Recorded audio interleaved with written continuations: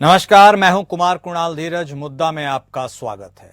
सत्ता पलट के बाद भारत और बांग्लादेश के रिश्तों में तल्खी खत्म होने का नाम ही नहीं ले रही है। एक कारण है शेख हसीना। शेख हसीना आजकल भारत में है और यहां से बांग्लादेश के हालात पर बयानबाजी कर रही है।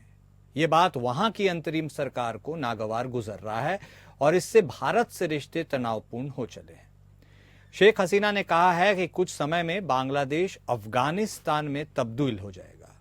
नई अंतरिम सरकार के प्रमुख मोहम्मद यूनुस ने कहा कि भारत में शेख हसीना के रुख से वह सहज नहीं है। हम उनका जल्द से जल्द प्रत्यर्पण चाहते हैं ताकि उन पर मुकदमा चलाया जा सके। वह भारत में रहकर लगातार बयानबाजियां कर रही हैं। वहीं मोहम्मद यूनुस ने कहा कि बांग्लादेश में हिंदुओं पर हमले सांप्रदायिक से अधिक राजनीतिक हैं। उन्होंने कहा ये हमले राजनीतिक हैं, ना कि सांप्रदायिक। भारत व्यापक स्तर पर इन घटनाओं को बढ़ा चढ़ाकर दिखा रहा है। वहीं चीन बांग्लादेश में पैठ बना रहा है। खबर है कि चीन भारत विरोधी संगठनों से मुलाकात कर रहा है।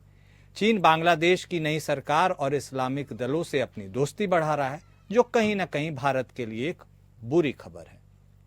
चीनी राजदूत याओ वेन ढाका में जमाते इस्लामी बांग्लादेश पार्टी के ऑफिस पहुंचे।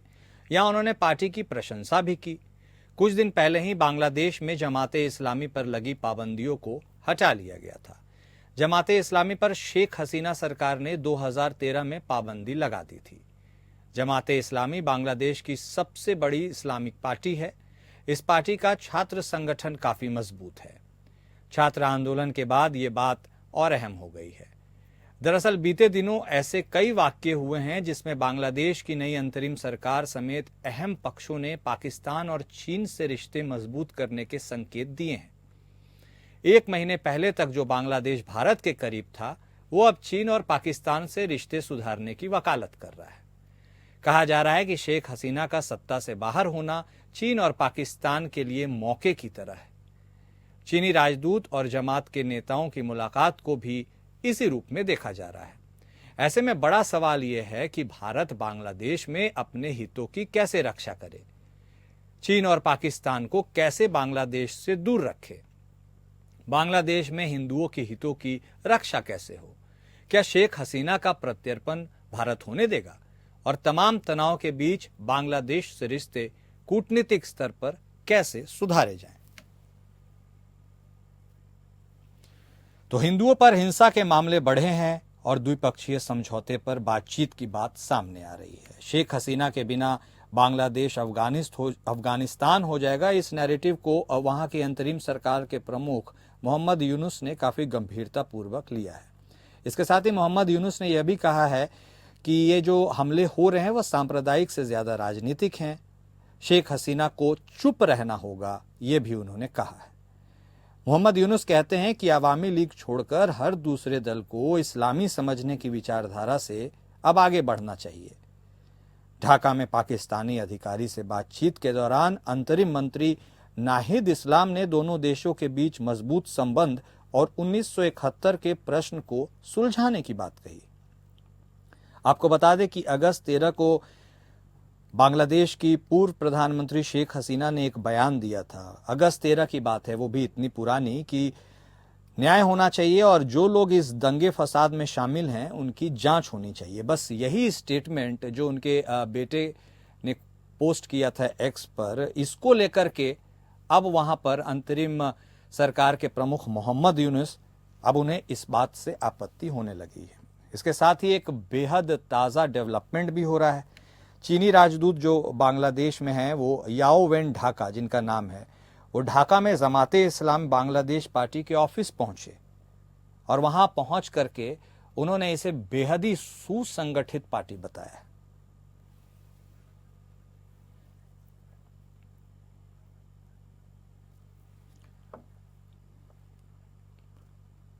और इस बेहद ही अहम मुद्दे पर और ज्यादा बातचीत करेंगे, इसकी बारीकियों को समझेंगे और इसके लिए हमारे साथ हमारे दो खास मेहमान जुड़ेंगे। फिलहाल हमारे साथ मंजू सेठ जी बतौर पूर्व राजनयिक जुड़ गई हैं। बहुत स्वागत है मैम आपका। और थोड़ी देर में हमारे साथ संजीव श्रीवास्तव साहब भी जुड़ेंगे जो सामरिक मामलों के जानकार हैं। सबसे पहले मंजू जी आप ही के पास आते हैं कि आखिर हिंदुओं पर हिंसा के मामले बढ़े हैं और वहां के इंटरिम गवर्नमेंट के जो प्रमुख हैं मोहम्मद यूनुस साहब, वो कहते हैं कि द्विपक्षीय समझौतों पर हमें जोर देना होगा। एक तरफ तो आपकी आइडियोलॉजी आप पोर्ट्रे कर रहे हैं इस तरह से जैसे कि हिंदू अल्पसंख्यक वहां पर होके गुनहगार हो गए, और दूसरे तरफ द्विपक्षीय संबंधों को मौजूद, ये किस तरह की हिपोक्रेसी है, ये समझ में नहीं आ रहा है। मंजू मैम, बिल्कुल, आपने बिल्कुल सही वर्ड यूज किया। ये बिल्कुल एक हिपोक्रिटिकल एटीट्यूड है उनका, वहाँ की सरकार का। और हम देख रहे हैं कि ये रोज नए नए स्टेटमेंट इस मामले में दे रहे हैं। कभी बोलते हैं हम कोशिश कर रहे हैं कि हिंदुओं का वहाँ पे कुछ ना हो, लेकिन साथ में वो कह रहे हैं रोष भी है। बीच में बोला उन्होंने उनके अगेंस्ट, क्यों है रोष, क्या किया है उन्होंने? क्योंकि वो हिंदू हैं और वो उन्होंने सपोर्ट करते थे, बट बहुत हैं जो नहीं सपोर्ट भी करते थे शेख हसीना की सरकार को। तो आप किस बेसिस पे उनको आप टारगेट कर रहे हैं? और फिर अब आज का एक और स्टेटमेंट मैंने पढ़ा, वो कह रहे हैं कि ये राजनयिक एक एक्शन है और सांप्रदायिक नहीं है। ये कैसा स्टेटमेंट है? मुझे तो बिल्कुल ही समझ में नहीं आया, क्योंकि उन्होंने अश्योर किया था हमारे प्रधानमंत्री जी को कि बिल्कुल हम सारी माइनॉरिटीज और हिंदुओं को खासकर बिल्कुल उनको प्रोटेक्ट करेंगे, लेकिन अब कह रहे हैं हम कोशिश करेंगे। आई मीन ये जो दो दोहरा मापदंड है इनका, और जो डबल स्टेटमेंट दे रहे हैं, ये बिल्कुल एक्सेप्टेबल नहीं है। और इनको बिल्कुल कैटेगोरिकली इंश्योर कहना भी चाहिए और इंश्योर करना चाहिए कि कोई भी टारगेट ना करे। लेकिन अभी भी कह रहे हैं चल रहा है। उनको कुछ 49 टीचर्स को रिजाइन भी करा दिया उन्होंने स्कूलों में से जो हिंदू थे। तो इस किस्म के एक्शन, एंटी हिंदू एक्शन अभी जारी है। और साथ में उनका बिल्कुल कोई लॉ एंड ऑर्डर पे फुल कंट्रोल अभी भी नहीं आया है। और इस किस्म के स्टेटमेंट देते चले जा रहे हैं वहाँ की सरकार। तो नहीं, बिल्कुल ma'am, I will copy that, क्योंकि बिल्कुल सही पॉइंट आपने उठाया कि जिस तरह से वो बोल रहे हैं कि ये जो हमले हो रहे हैं हिंदुओं के प्रति, ये सांप्रदायिक नहीं राजनीतिक हैं। अब बताइए इसकी क्या वैलिडिटी रह जाती है, क्योंकि अब राजनीति भी तो आप ही कर रहे हैं ना। अवामी लीग की पार्टी अब राजनीति कर कहाँ रही है? सब कुछ तो आप ही के हाथ में है। तो अब आपकी राजनीतिक क्षेत्र में ये कौन सी पार्टी हो गई है, या आपकी क्या मॉडस ऑपरेंडी है कि आप ही राजनीतिक जो चश्मा से आप इसे देखकर बोल रहे हैं कि हमले हो रहे हैं? ये भी एक गजब डबल स्टैंडर्ड है। बिल्कुल बिल्कुल। तो अब इसमें समझना मुश्किल है। हाँ, बोलिए मैम। और उस पाकिस्तान के साथ भी अपने रिश्ते मजबूत करने की ओर वहां के जो इंटरिम गवर्नमेंट के मंत्री हैं नाहिद साहब, वो बात कर रहे हैं। चाइना का अलग इंटरेस्ट हो रखा है। मतलब ऑल ऑफ अ सडन हम इतने अच्छे दोस्त से इतने बड़े दुश्मन हो गए, ये कैसे हो सकता है, बताइए। मुझको लग रहा है कि ये जो पूरे उभर के जो आए हैं सो कॉल्ड स्टूडेंट लीडर, वो कह रहे हैं स्टूडेंट लीडर, लेकिन साथ में पॉलिटिशियन भी बन गए, ओवरनाइट मिनिस्टर बन गए हैं। तो एक ये जो इनके ये कहने का जो ये तरीका है कि हम पाकिस्तान को के साथ सुनिए, बिल्कुल हर देश को अपना वो है, अपनी अथॉरिटी है या फ्रीडम है कि हर देश से वो अपना अच्छा रखे, उनके इंटरेस्ट में है तो बिल्कुल अच्छे ताल्लुकात बना के रखें, उसके लिए कोई वो राय नहीं है। लेकिन ये कहना कि हम पाकिस्तान के साथ इन्होंने बहुत रिश्ते बिगाड़ दिए थे शेख हसीना की सरकार ने, और जो 71 में हुआ है उसको नकार देंगे हम लोग, उसको इग्नोर कर देंगे और उसको एक सोल्यूशन निकालेंगे। हाँ, अच्छी बात है, आप सोल्यूशन निकालिए। वो शेख हसीना, जहाँ तक मुझे याद है, वो कह रही थी आप अपोलोजाइज करिए जो आपने किया है, तब हम और अच्छे रिश्ते करेंगे पाकिस्तान के साथ। लेकिन ये सरकार बोल रही है हम सुलझाना चाहते हैं उनके साथ डेमोक्रेटिक मेरे को बड़ा स्टेटमेंट लगा है। डेमोक्रेसीज को और डेमोक्रेसीज को हम यहाँ और मजबूत करना चाहते हैं और हम उनके साथ अच्छे रिश्ते करना चाहते हैं। तो ये बड़े विचित्र मेरे मानना है उनके वहां से स्टेटमेंट्स आ रहे हैं। आप बिल्कुल सुलझाइए, बिल्कुल अच्छी रिलेशनशिप रखिए जिसके साथ, आप एक इंडिपेंडेंट कंट्री है, हर एक के साथ रखिए। लेकिन जब डेमोक्रेसी की जहां तक बात आ रही है, हमको समझ में नहीं आया कि आपका जो इंटरिम सरकार है वो तो डेमोक्रेसी की बात ही नहीं कर रही है, कोई इलेक्शंस की बात ही नहीं कर रही है। और जैसी डेमोक्रेसी है पाकिस्तान में, हम तो वो समझ ही रहे हैं, हम दिख ही रहा है, बिल्कुल सब कुछ दिख रहा है। बिल्कुल हाँ, सही फरमाया मैम आपने। और हमारे साथ संजीव साहब भी जुड़ चुके हैं, सामरिक मामलों के जानकार। आपका भी बहुत स्वागत है सर। जिस तरह से अब ऐसा लगता है जैसे बांग्लादेश मानो अब भारत को आंखें दिखा रहा है, लहजा कहने का इस तरह है ऐसा लग रहा है जैसे मोहम्मद यूनुस, जिन्हें शांति के लिए शायद if I am not wrong Nobel पुरस्कार मिला था, वो अब आंखें दिखाने के लहजे से बातचीत कर रहे हैं। क्या वो एक पपेट हैं? इसके पीछे उनका कंट्रोल किसी और लोगों के हाथ में है? या फिर जिस तरह से वो बोलते हैं भारत अपना नैरेटिव ना गढ़े, आप ये मत समझिए कि आवामी लीग छोड़कर बाकी सब कुछ इस्लामिक पार्टियां हो गई हैं और वही हितों का ख्याल रखती है। ये सब बिल्कुल कट टू कट जो वो अपनी बातें कह रहे हैं और या फिर उसे पोर्ट्रे कर रहे हैं, ये भारत के लिए को किस नजरिए से इसे देखना चाहिए, और पाकिस्तान और चीन के प्रति उनका जो नरम रवैया अब सामने आ रहा है, इसको लेकर के हमें क्या कुछ सोचने की जरूरत है? इसके ऊपर आप थोड़ा प्रकाश डालिए संजीव सर। देखिए, सबसे पहले तो मैं ये कहूंगा कि बांग्लादेश की जो अंतरिम सरकार के नेता मोहम्मद यूनुस हैं, उनको ऐसे बयानों को देने से बचना चाहिए कि जो कि भारत और बांग्लादेश के संबंधों में तनाव पैदा करे।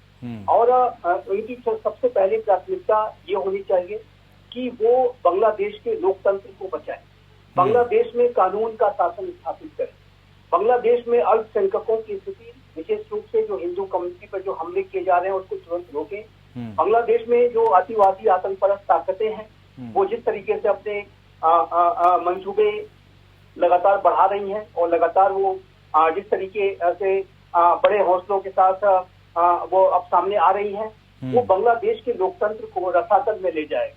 यदि बांग्लादेश में आतंकपरस्त ताकतें, अतिवादी ताकतें इसी तरीके से अपने प्रभाव को बढ़ाती रही तो बांग्लादेश की वही स्थिति हो सकती है जो कि आज आप पाकिस्तान की देख रहे हैं। बांग्लादेश में जो अल-कायदा, इस्लामिक स्टेट इत्यादि जो बड़े आतंकी संगठन हैं, वो अपना पैर जमाने की वहाँ कोशिशें, साजिशें रखते रहे हैं और वो तत्व भी जो है और अधिक जो है प्रखर तरीके से बड़े तरीके से अपनी साजिशें रख सकते हैं। हमने देखा था कि किस तरीके से बांग्लादेश में अनेक ब्लॉगर्स की, इंडिपेंडेंट सोच रखने वालों की जो हत्याएं की गई थी, टारगेटेड किलिंग की गई थी, उस तरह की घटनाएं भी बढ़ सकती है। और ये बांग्लादेश के लोकतंत्र को बचाने का समय है, न कि बांग्लादेश के भारत के साथ संबंधों में कोई तनाव को पैदा करने का और इस तरह की बातें करने का कि भारत को ऐसा करना चाहिए, भारत को वैसा करना चाहिए इत्यादि इत्यादि।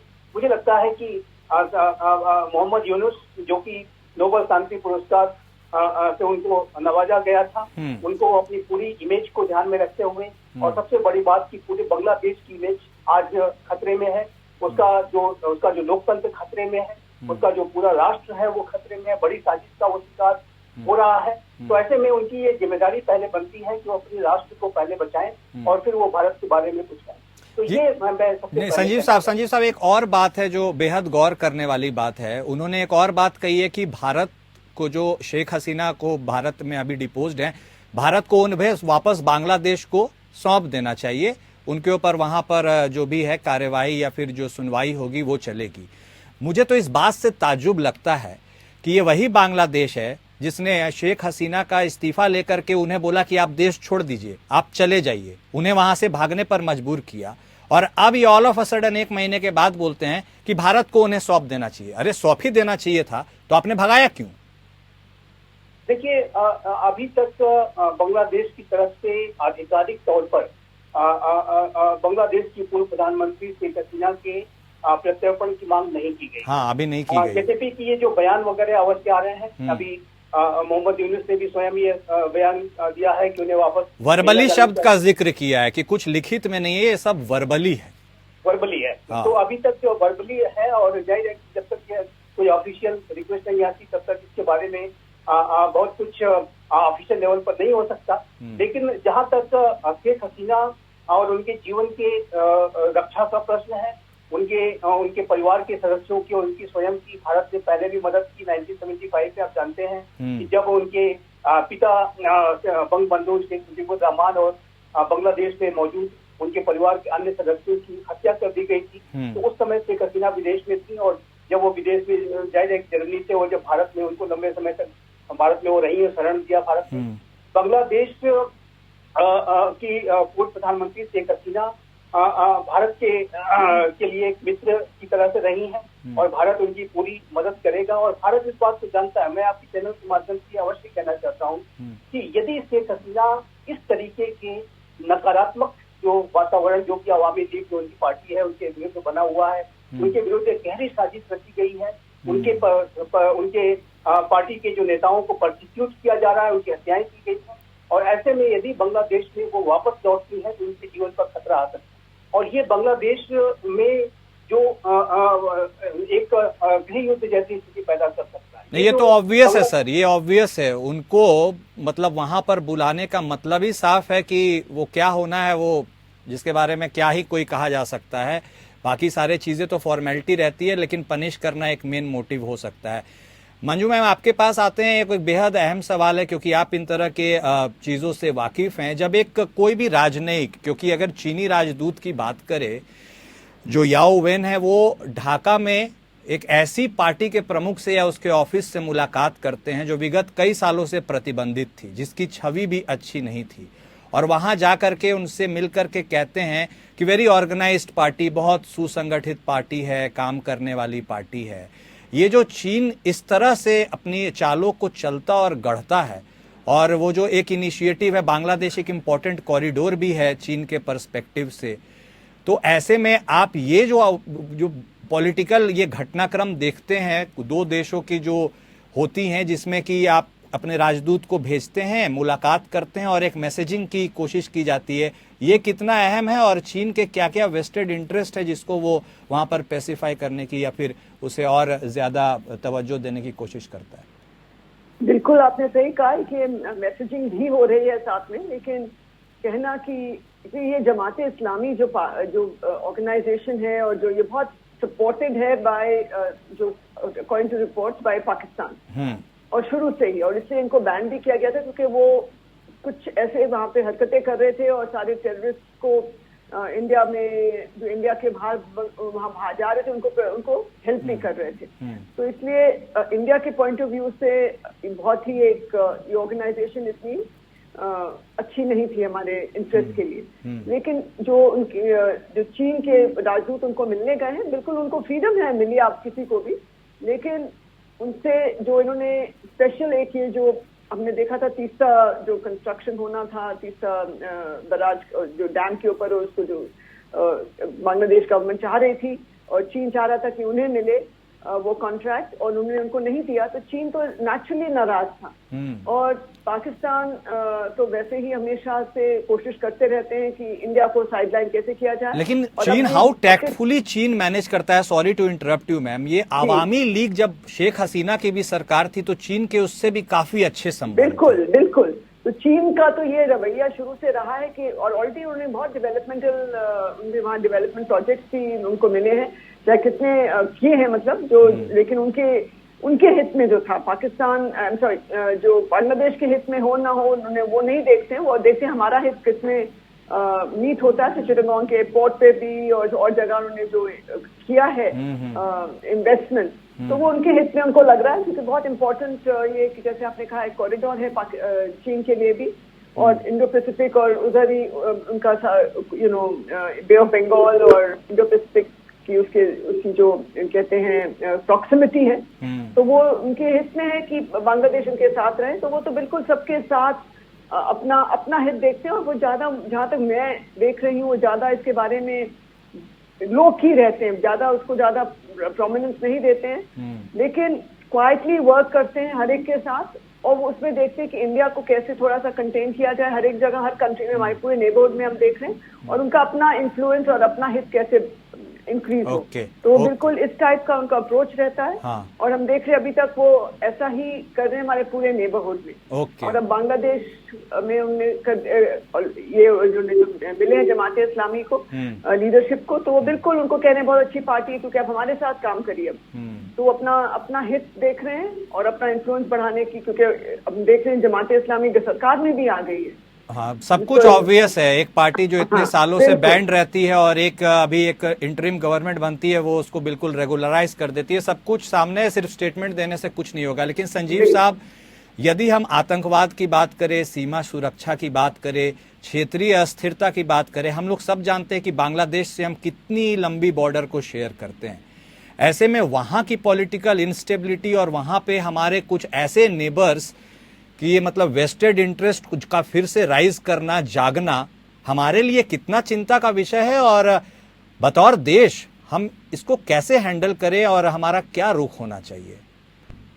देखिए, बांग्लादेश का जो हाल का घटनाक्रम है वो निसंदेह भारत के लिए भी बड़ी चिंता का विषय है। और जैसा कि आपने स्वयं कहा कि जो सीमा की जो सुरक्षा है वो उसके ऊपर चुनौतियां आ सकती हैं। बांग्लादेश में यदि अस्थिरता ज्यादा बढ़ती है, बांग्लादेश में कट्टरपंथियों का प्रभाव ज्यादा बढ़ता है, तो ऐसे में वहां पर इंटरनली डिस्प्लेस्ड जो लोगों के होने की जो संभावनाएं बढ़ेंगी और रिफ्यूजी क्राइसिस इत्यादि का जो संकट है वो भारत की सीमाओं पर आ सकता है। और जाहिर है कि भारत का जो सुरक्षा तंत्र है उसको लेकर के हाई अलर्ट की स्थिति में है। भारत की जो बॉर्डर सिक्योरिटी फोर्स है वहां पर एक चौकसी लगातार बना के रखे हुए हैं। और बांग्लादेश में हिंदुओं की जो स्थिति है वो भी चिंताजनक है। और उसके बारे में तो हमारे प्रधानमंत्री श्री नरेंद्र मोदी ने 15 अगस्त को लाल किले की प्राचीर से अपनी चिंता व्यक्त की और जिससे कि ये पता चलता है कि भारत की सरकार वहां पर हिंदू कम्युनिटी के हितों को लेकर के कितनी ज्यादा संवेदनशील है, चिंतित है।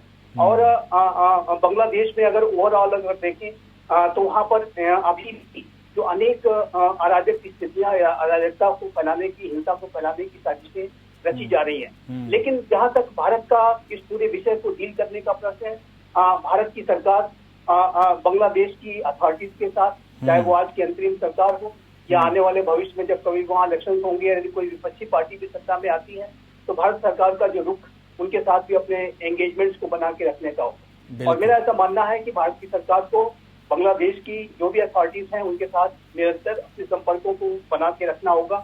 और बांग्लादेश और भारत के बीच में 4000 किलोमीटर से भी ज्यादा लंबी जो सीमा है। और मेरा ऐसा मानना है कि कोई भी बांग्लादेश की सरकार, मैं यहाँ पर स्पष्ट रूप से कहना चाहता हूँ, चाहे वो आज की अंतरिम सरकार हो, उसके पीछे खड़ी सेना हो या जो भविष्य में कभी इलेक्शन होंगे, कोई भी सरकार बांग्लादेश की तब तक अपने दायित्वों को और अपने प्रगति और विकास को सुनिश्चित नहीं कर सकती जब तक कि वो भारत के साथ अपने संबंधों को बेहतर बनाकर न चले। और भारत के साथ संबंधों को बेहतर बनाना ये बांग्लादेश के हितों के लिए है। मोहम्मद यूनुस का मैं इंटरव्यू देख रहा था, उन्होंने इस बात को अवश्य कहा है कि भारत और बांग्लादेश के संबंधों को बढ़ाने की आवश्यकता है, इसे सुधारने की आवश्यकता है। लेकिन उस पूरी प्रक्रिया को करने के लिए मोहम्मद यूनुस को सबसे पहले बांग्लादेश में कानून का जो शासन है, जो वहाँ पर अतिवादी आतंकपरस्त ताकतें हैं, उनको उनके खिलाफ कार्रवाई करनी होगी, अराजकता को समाप्त करना होगा। माइनॉरिटीज पर, हिंदू कम्युनिटी पर जो हमले हैं उनको बंद कराने के लिए डिमॉन्स्ट्रेबल एक्शन लेकर के दिखाना होगा। सिर्फ कहने से काम नहीं चलेगा कि हम कोशिशें कर रहे हैं इत्यादि इत्यादि। वो हमने देखा है कि जो स्टेप्स लिए जा रहे हैं अंतरिम सरकार की तरफ से, चाहे जमाती इस्लामी बांग्लादेश से बैन हटाने की बात हो, अंसारुल्लाह बांग्ला टीम जैसा एक आतंकी संगठन जिसके भी संपर्क अल कायदा से हैं, उसके चीफ जसीमुद्दीन रहमानी को रिहा कर देना, ये सारे जो स्टेप्स हैं। और वहीं बांग्लादेश की पूर्व प्रधानमंत्री शेख हसीना की डिप्लोमेटिक पासपोर्ट को रद्द कर देना इत्यादि इत्यादि जो कदम है वो बड़े सकारात्मक नहीं दिखाई देते। और उसका परिणाम जो होगा कि बांग्लादेश में जो कट्टरपंथी ताकतें हैं, अतिवादी आतंकवादी ताकतें हैं, उनके मंसूबे बढ़ेंगे।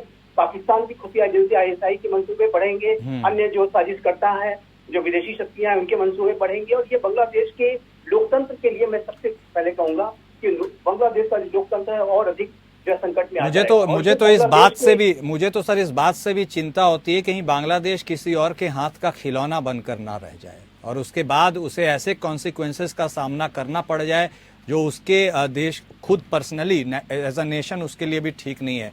लेकिन मंजू मैम, एक क्लोजिंग कमेंट आपसे भी चाहूंगा, क्या India is always at receiving end? चाहे पाकिस्तान की बात करे, चाइना से बात करे, अब बांग्लादेश की भी नई एंट्री हो गई, हम एक ऐसे क्रॉस रोड पे आ जाते हैं जहां के आगे सारी चीजों को पैचअप करना, सुलझाना, बातचीत करना, डायलॉग, सब कुछ हमारे ही कंधे पर आ जाता है। ऐसे में अब जो ये नए सर्कमस्टेंसेस प्रिवेल हो रहे हैं और अब बांग्लादेश भी आंखें तरेरने लगा है, ऐसे में हमारे लिए तो ये बहुत ही सोचनीय बात हो गई है और we should absolutely make our stand clear, come what may, we are ready. हमने तो बिल्कुल अपना स्टैंड क्लियर किया है और करते रहते हैं। लेकिन जैसे आपने कहा, एक हमारी सिक्योरिटी को तो इस वक्त बहुत बड़ा थ्रेट है। जैसे इन्होंने कहा, संजय श्रीवास्तव जी ने, पूरा हमारा इतना लंबा बॉर्डर है और वहाँ आतंकवादी और दूसरे जो एलिमेंट्स को वो बढ़ावा दे रहे हैं। लेकिन मुझे लगता है क्योंकि इंडिया भारत एक उभरती हुई एक इम्पोर्टेंट इकोनॉमी बनती चली जा रही है और हमारी ग्रोथ रेट को वो दूसरे जो हमारे इनिमिकल जो है हमारे अगेंस्ट, उनको ये बिल्कुल अच्छा नहीं लग रहा है बड़ी ताकतों को कि इंडिया इतना ग्रो कर रहा है। हम सबकी जो इकोनॉमीज हैं थोड़ी स्टॉल कर गई हैं, तो उनको बिल्कुल नहीं अच्छा लग रहा है कि ये एक ब्राइट लाइट है जिसे कहते हैं वर्ल्ड इकोनॉमी में इस वक्त। हाँ। और वो उसको रोकने की मुझे लग रहा है कि ये बिहाइंड द सीन एक कोशिश है कि इंडिया बिल्कुल वहाँ अपने आप को putting India in its place वाला हिसाब है मुझे लगता है। और हमारी सिक्योरिटी को जो थ्रेट्स हैं, because it is a big threat. पूरा हमारा बॉर्डर इतना ओपन पोरस बॉर्डर है बांग्लादेश के साथ, तो वो समझ रहे हैं कि ये क्या हो रहा है। हम जो ताकतें हैं ये जो बिहाइंड द सीन्स काम कर रही हैं, लेकिन वो एक इंडिया को मैसेज दे रहे हैं कि आप stay in your place. Okay, point taken. Yes ma'am, yes exactly वही रीजन है। और जितनी भी साजिशें हमारे तरफ की जाए या हमारे तरफ मोड़ी जाए, लेकिन हम as a nation we have to rise against all odds. आप दोनों विशेष मेहमान हमारे साथ जुड़े, आपने अपना कीमती वक्त दिया, दर्शकों के साथ अपने विचारों को साझा किया, इसके लिए बेहद आपका शुक्रिया। लेकिन जिस तरह से अब बांग्लादेश भी कहीं ना कहीं हमारे ऊपर आंखें तरेर रहा है, तो हमें भी यह सोचने पर मजबूर होना होगा कि आखिर ये कैसी परिस्थितियां हैं और इन परिस्थितियों के पीछे वो कौन सी ताकतें हैं जो बांग्लादेश को ये करने पर मजबूर कर रही है। हमारे साथ फिलहाल इस खास पेशकश में इतना ही। नमस्कार।